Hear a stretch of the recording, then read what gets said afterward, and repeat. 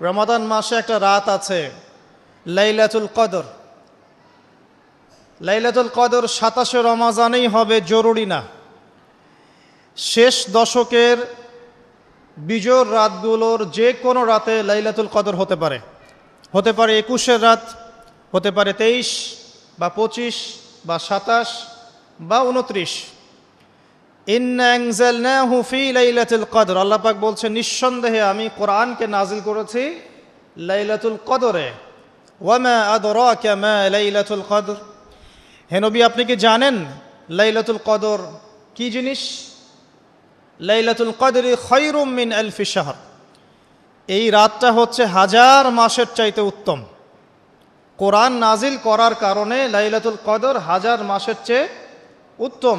এই লাইলাতুল কদরে আপনি ইবাদত করলে হাজার মাস ইবাদতের নেকি পাবেন ইনশাআল্লাহ। সুবহানাল্লাহ। তানাজ্জালুল মালায়েকাতু ওয়ার রূহ, এই রাতে মালায়েকা নাজিল হন, অবতীর্ণ হন বা অবতরণ করেন এই পৃথিবীতে, এবং জিবরাইল আলাইহিস সালাম এই পৃথিবীতে আসেন, নেককার বান্দাদের জন্য দোয়া করতে থাকেন। সালামুন হিয়া হাত্তা মাতলাইল ফজর, সকাল পর্যন্ত এই রাতে শান্তি বিরাজ করে। এই রাতে জিবরাইল আলাইহিস সালাম ফেরেশতাদেরকে নিয়ে আসেন, প্রত্যেকটা কাজের ফয়সালা অর্থাৎ এক বছরের তাকদীর নতুন করে নবায়ন করা হয় লাইলাতুল কদরের রাতে। আল্লাহ পাক বলছেন এই কদরের রাতেই আমি কোরআন নাজিল করেছি। আর এই কোরআন যে মাসে নাজিল করা হয়েছে তার নাম কি? রমাদান মাস। তাহলে রমাদান মাসের সবচেয়ে গুরুত্বপূর্ণ বিষয়টা হচ্ছে আল কোরআন নাজিল হওয়া। এই তো কথা কি বুঝতে পারছেন? রমাদান মাসের সবচেয়ে গুরুত্বপূর্ণ ইভেন্টটা কি? আল কোরআন নাজিল হওয়া। যেই কোরআন নাজিল হওয়ার পরে আইয়ামে জাহেলিয়াতে আরবের যত নোংরা সংস্কৃতি ছিল সব কিছু ধুয়ে মুছে পরিষ্কার হয়ে গেছে, হয়নি? আইয়ামে জাহেলিয়াতে শিরিক ছিল, আইয়ামে জাহেলিয়াতে সুদ ছিল, সুদ। আইয়ামে জাহেলিয়াতে মাদক দ্রব্যের প্রচলন ছিল, নারীর অবমাননা ছিল, মেয়েদেরকে জীবন্ত কবর দেওয়া হতো, জেনা ছিল, ব্যভিচার ছিল, ধর্ষণ ছিল, মেয়েদের অধিকার ছিল না, দাস প্রথা ছিল, জুলুম ছিল, অন্যায়, মারামারি, কাটাকাটি, রাহাজানি, যুদ্ধ বিগ্রহ, এগুলো আইয়ামে জাহিলিয়াতে পূর্ণ ছিল। এইরকম একটা জাহিলি সমাজকে মাত্র 23 বছরের ব্যবধানে আল্লাহ রাব্বুল আলামিন পরিবর্তন করে দিলেন। সুবহানাল্লাহ। কে পরিবর্তন করলেন? মুহাম্মদুর রাসূলুল্লাহ সাল্লাল্লাহু আলাইহি ওয়াসাল্লাম। কিসের মাধ্যমে পরিবর্তন করলেন? আল্লাহর ওহী, কোরআন এবং সুন্নাহর মাধ্যমে। কত বছরের ব্যবধানে? মাত্র 23 বছর। মাত্র 23 বছর। 23 বছর পরের মক্কায় গিয়ে আপনি দেখবেন কোনো সুদ নাই, কোনো শিরক নাই, কোনো মাদক নাই, কোনো নারীর অবমাননা নাই, সেখানে মেয়েদেরকে আর ধর্ষণ করা হচ্ছে না, সেখানে আর মাদক দ্রব্য মানুষ খাচ্ছে না, সেখানে ভাই ভাই হয়ে গেছে সবাই, একে অপরের সাথে কোনো মারামারি কাটাকাটি ভেদাভেদ নাই, সবাই একটা উম্মাহ হয়ে গেছে। তো এই যে 23 বছরে একটা নোংরা সমাজকে আলোকিত সমাজে পরিণত করা হলো কিসের মাধ্যমে? আল কোরআনের মাধ্যমে। আর সেই কোরআন নাজিল করা হয়েছে রমাদান মাসে। তাহলে এই রমাদান মাসে আমাদের সবচেয়ে বড় দায়িত্বটা কি? কোরআন কেন্দ্রিক জীবন গড়া, তাই নয় কি? কোরআন কেন্দ্রিক জীবন গড়া, কোরআন পড়তে শেখা, কোরআন মানুষকে শেখানো, কোরআনের অর্থটা বোঝা, কোরআনকে নিয়ে গবেষণা করা, কোরআনের দাওয়াত মানুষকে দেয়া এবং কোরআনের যে বিধান এটা বাস্তবায়নের চেষ্টা করা। এই তো কোরআন কেন্দ্রিক কাজ তো এইগুলোই।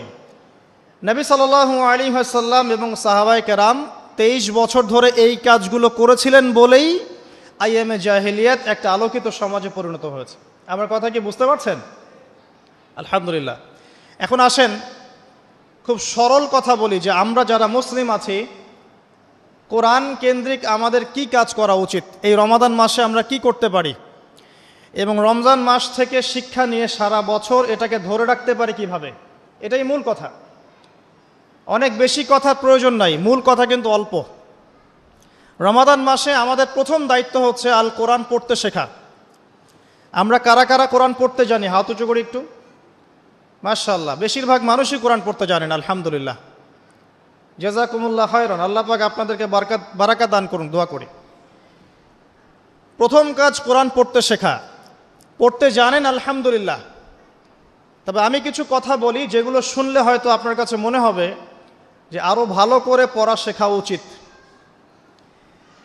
পড়তে শেখা খুব গুরুত্বপূর্ণ একটা কাজ, কিন্তু যেমন তেমন করে পড়তে শিখলে হবে না, মদ মাখরাজ তাজবিদের সাথে পড়তে হবে। যেমন একটা অক্ষর আছে কফ, বড় কফ, যেমন কফ দিয়ে একটা শব্দ আছে কুল। আপনারা সূরায় পড়ছেন নামাজে, কুল হু আল্লাহু আহাদ, তাই পড়ছেন না? তো এই কুল শব্দের অর্থ হচ্ছে বলুন। কিন্তু আপনি যদি কফ এর মাখরাজটা ভুল করেন এবং কফ না বলে আপনি ছোট কাফ পড়েন এবং কুল না পড়ে আপনি কুল পড়েন, বলেন যে কুল হু আল্লাহু আহাদ, তাহলে অর্থটা পরিবর্তন হবে। অর্থ দাঁড়াবে খাও আল্লাহ এক এবং অদ্বিতীয়। আমি কি বুঝাতে পারছি? শুধুমাত্র কফ এর উচ্চারণ সঠিকভাবে না করার কারণে আপনার অর্থ পরিবর্তন হয়ে গেছে, বলো এর জায়গায় খাও অর্থ চলে এসেছে। আপনি পড়ছেন আল্লাহু আকবার, আলহামদুলিল্লাহি রাব্বিল আলামিন, এই তো আপনি পড়ছেন আলহামদুলিল্লাহ। শব্দটা কি? আলহামদুলিল্লাহ। এই হা এর মাখরাজ কোথায়? হা এর মাখরাজ কোথায় বলেন একজন? কণ্ঠনালীর মাঝখান থেকে। এখান থেকে আপনি উচ্চারণ করছেন আলহামদুলিল্লাহি রাব্বিল আলামিন। অর্থ দাঁড়াচ্ছে সমস্ত প্রশংসা জগৎসমূহের রব আল্লাহর জন্যে, ঠিক আছে?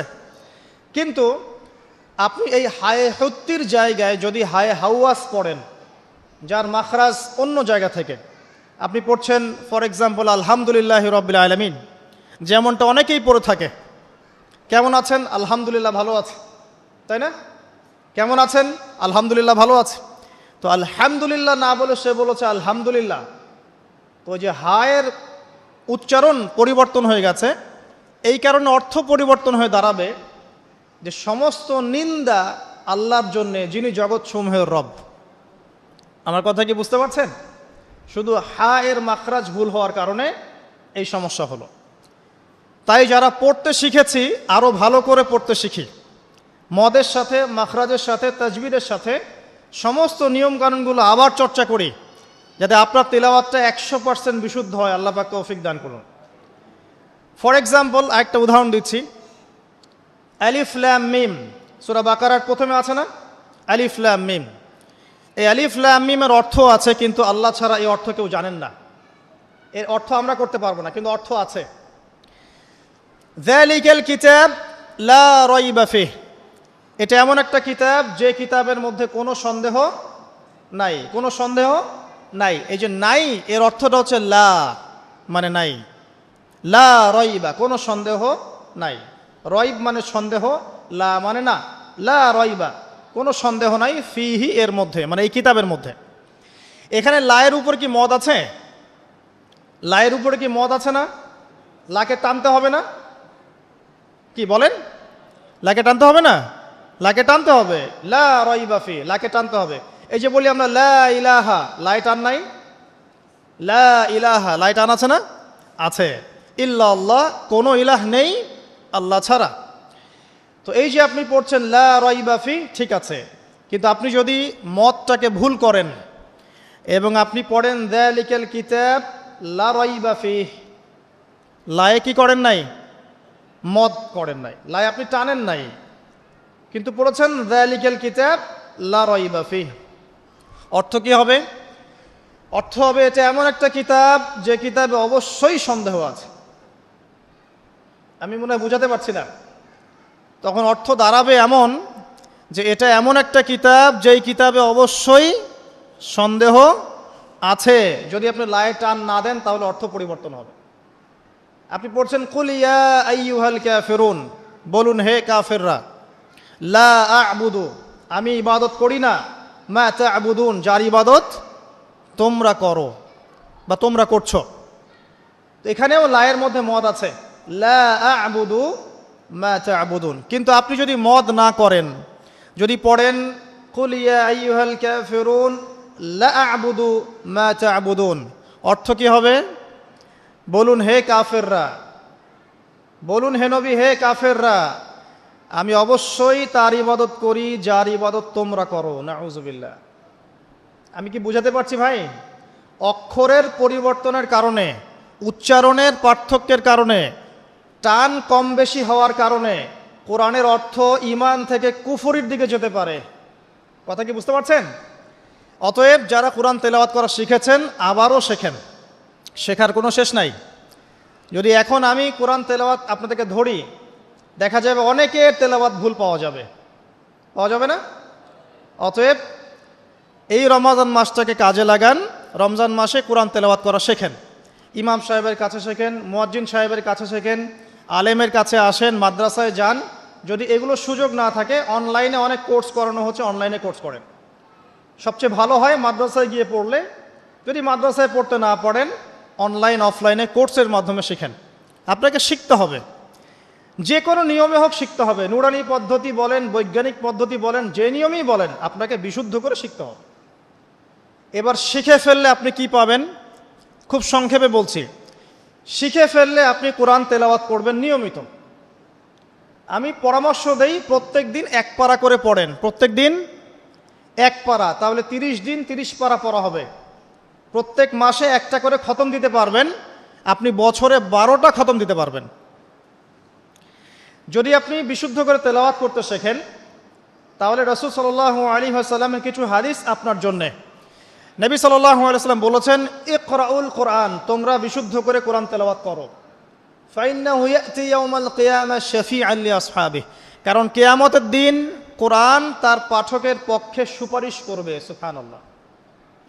তিনি বলছেন সূরা বাকারা এবং সূরা আলে ইমরান সুপারিশ করবে, ওই পাঠকের উপরে ছায়া প্রদান করবে। কিয়ামতের মাঠে কোনো ছায়া থাকবে? আল্লাহর আরশের ছায়া থাকবে, কোরআন আপনাকে ছায়া দিবে।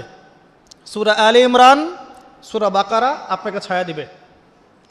বিশুদ্ধ করে তেলাওয়াত করা শিখলে আপনি রাত্রেবেলা সূরা মুলক তেলাওয়াত করবেন। কোন সূরা?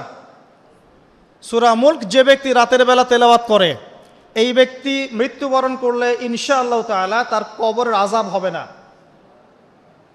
কবরের আযাব কি চারটাখানি কথা? সূরা মুলক তেলাওয়াত করলে এই ব্যক্তিকে সূরা মুলক কবরের আযাব থেকে বাঁচিয়ে দিবে ইনশাআল্লাহ। 30টা আয়াত মুখস্থ করে ফেলতে পারেন। কোরআন তেলাওয়াত করা শিখলে আপনি আয়াতুল কুরসি পড়তে পারবেন। কোনটা? আল্লাহু লা ইলাহা ইল্লা হুয়াল হাইয়ুল কাইয়্যুম, এখান থেকে শেষ পর্যন্ত। সূরা বাকারার আয়াত নাম্বার 255। প্রত্যেক ফরজ নামাজের পর যে ব্যক্তি বিশুদ্ধ করে আয়াতুল কুরসি তেলাওয়াত করবে, মৃত্যু ছাড়া তার জান্নাতে যাওয়ার কোনো বাধা নাই। সুবহানাল্লাহ। আর ছোট্ট সূরা আছে কিছু, সূরা ফালাক, সূরা নাস, সূরা ইখলাস। সকালে 3 বার সূরা ইখলাস, 3 বার ফালাক, 3 বার নাস। বিকেলবেলা বা সন্ধ্যার পরে 3 বার সূরা ইখলাস, 3 বার ফালাক, 3 বার নাস। নবী সাল্লাল্লাহু আলাইহি ওয়াসাল্লাম বলছেন, এই ব্যক্তিকে দৃশ্য অদৃশ্যের যাবতীয় ক্ষতি থেকে বাঁচানোর দায়িত্ব আল্লাহ নিয়ে নেবেন ইনশাআল্লাহ। কোনো বিপদ আপদ বালা মুসিবত হঠাৎ করে আপনাকে আক্রমণ করবে না ইনশাআল্লাহ।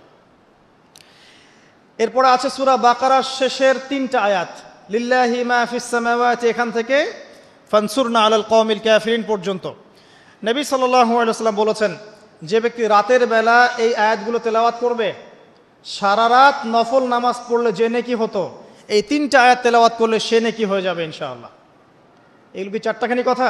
সূরা আলে ইমরানের শেষের 10টা আয়াত রাতের বেলা তিলাওয়াত করা সুন্নাহ, সারা রাত নফলের নেকি পাওয়া যায়। সূরাতুল কাফিরুন, কুল ইয়া আইয়ুহাল কাফিরুন, এই সূরাটা যদি কেউ ঘুমানোর সময় পাঠ করে, রাতে শোয়ার সময় পাঠ করে, আল্লাহ নবীজি বলছেন সেই ব্যক্তিকে আল্লাহ পাক শিরকের পাপ থেকে বাঁচাবে। কোন পাপ?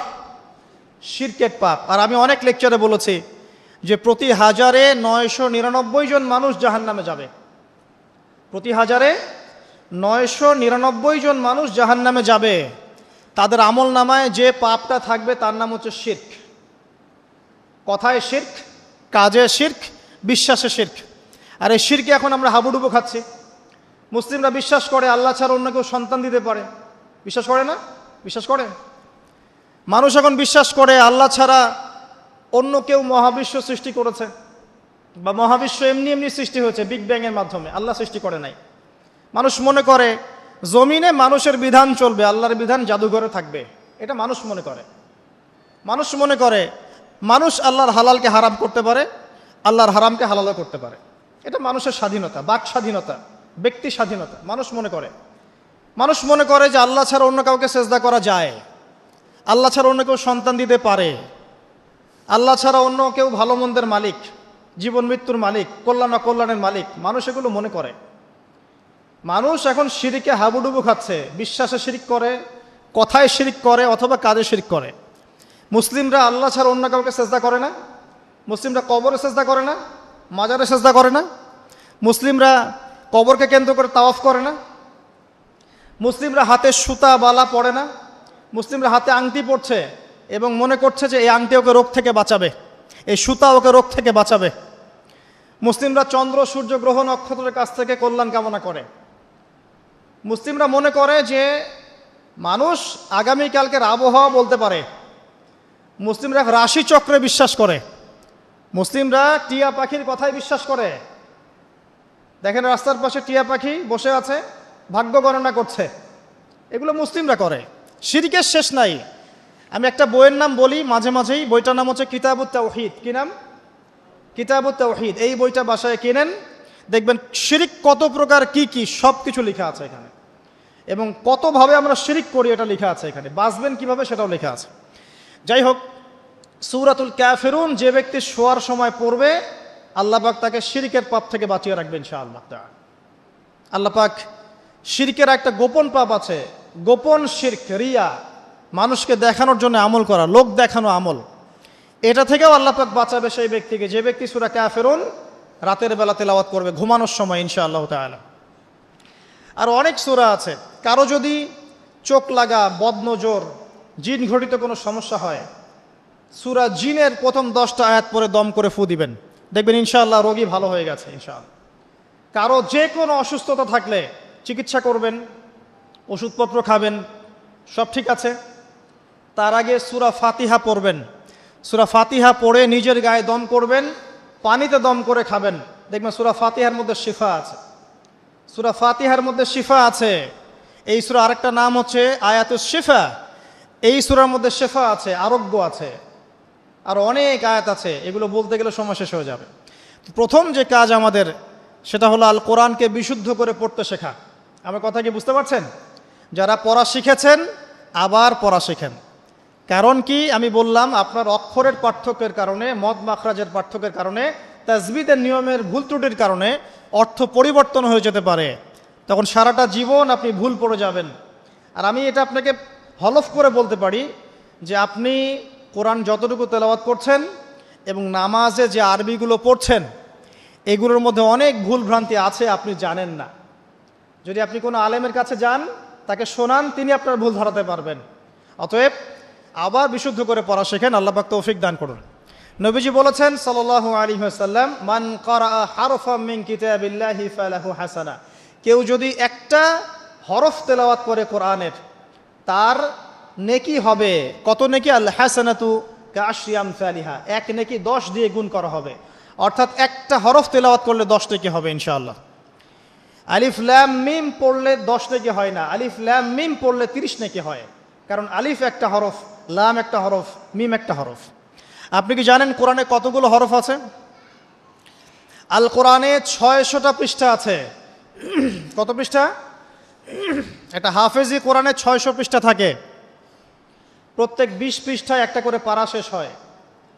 প্রত্যেকটা পৃষ্ঠার মধ্যে 15টা করে লাইন থাকে। কয়টা লাইন থাকে? 15টা লাইন থাকে। প্রত্যেকটা লাইনের মধ্যে 9টা করে গড়ে শব্দ থাকে। গড়ে 9টা করে শব্দ থাকে। এক পৃষ্ঠায় দেখবেন 134 বা 135টা শব্দ থাকবে। এখন 600কে আপনি 135 দিয়ে গুণ করলে দেখবেন আল কোরআনে 77,800টা শব্দ আছে। 77,800টা শব্দ আছে, মানে প্রায় 78,000 শব্দ আছে। এটা হলো শব্দের কথা বললাম। এই শব্দগুলো সব নতুন শব্দ নয়, এগুলো বের হয়েছে মাত্র 4 থেকে 4,500 শব্দ থেকে। মাত্র 4 থেকে 4,500 শব্দ থেকে। এই শব্দগুলো আবার 3 ভাগে ভাগ করা যায়। এক ভাগ হচ্ছে নাউন্স, নাউন্স তো বোঝেন, বিশেষ্য, যেগুলোকে আমরা ইসম বলি, যেমন আল্লাহ, মুহাম্মদ, জিবরিল, মিকাল, ইব্রাহিম, ইসমাইল, এগুলো নাউন মানে বিশেষ্য। একগুলো আছে ফেল বা ক্রিয়াপদ, যেমন না'বুদু, নাস্তাইন, নাতরুকু, ইয়ামালুন, ইয়াফআলুন ইত্যাদি। অনেকগুলো আছে ফেল মানে ক্রিয়া। এই ফেলগুলোই মূল জিনিস, এগুলো ভার্বস। এগুলো 2 ভাগে ভাগ করা যায়, ফেলে মাজি এবং ফেলে মুদারে, অতীতকাল এবং বর্তমান ভবিষ্যৎকাল। আরেকগুলো আছে হরফ বা অব্যয়, এগুলোকে আমরা ইংরেজিতে বলি প্রোনাউন্স বা প্রিপোজিশন বা কনজাংশন, ইন্টারজেকশন, এগুলো সব কিছু মিলেই হরফ। এই অল্প কিছু শব্দ থেকে কোরআনের ৭৮,০০০ শব্দ বের হয়েছে। কোরআনের যদি কেউ 400 থেকে 500টা মাজদার জানে, মাত্র 400 থেকে 500টা মাজদার, ইনশাআল্লাহ তাআলা সে কোরআনের 70% অনুবাদ করতে পারবে ইনশাআল্লাহ। কথা কি বুঝতে পারছেন? হয়তো কিছু বুঝতে পারছেন না। মাত্র 400 থেকে 500টা মাজদার, মূল ওয়ার্ড, রুট ওয়ার্ড কেউ যদি জানে, এবং এই একটা শব্দ থেকে অনেকগুলো শব্দ তৈরি করার ট্রান্সফরমেশন পদ্ধতি আছে, একটা আরবি ব্যাকরণ একটা পদ্ধতি আছে, যে একটা শব্দ থেকে আপনি অনেকগুলো শব্দ তৈরি করতে পারবেন। আরবিতে এরকম পদ্ধতি আছে। এই পদ্ধতিটা যদি সে জানে এবং এই সিনোনিমসগুলো, ভোকাবুলারিগুলো মনে রাখতে পারে, মাজদারগুলো মনে রাখতে পারে, ইসিমগুলো মনে রাখতে পারে, হরফের ব্যবহারগুলো জানে, সে ইনশাআল্লাহ তাআলা অল্প সময়ের মধ্যে 70% কোরআনের অনুবাদ করতে পারবে ইনশাআল্লাহ।